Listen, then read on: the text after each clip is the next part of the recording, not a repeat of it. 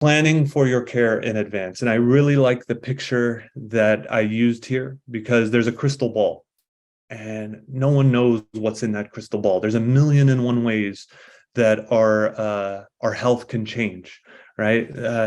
And but what we do know, or what's more likely to be consistent and constant, is the hand in that picture, right? The person that's holding the crystal ball.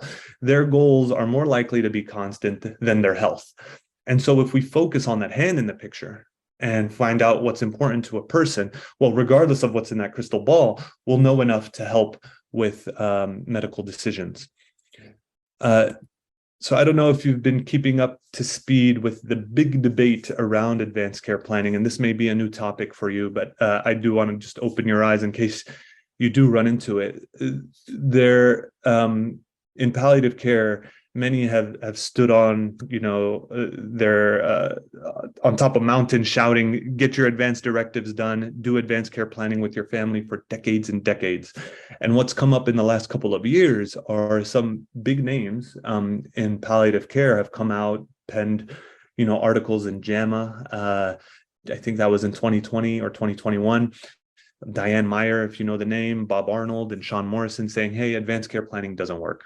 I mean, we tried, all the studies haven't really panned out to show that advanced care planning, talking about what you would want in advance, leads to something called goal concordant care, so that patients are getting the care that they'd want.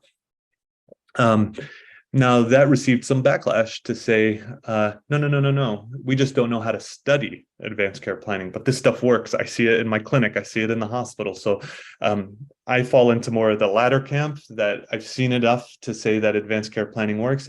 And from an Islamic or Muslim perspective, I do think that planning is founded in our tradition. Allah subhanahu wa ta'ala is the most explicit around inheritance law and estate planning in the Qur'an, right? Verses and verses about that, and the way advanced care planning or advanced directives work, I think there's some it's analogous to that, or it falls in the same category as that.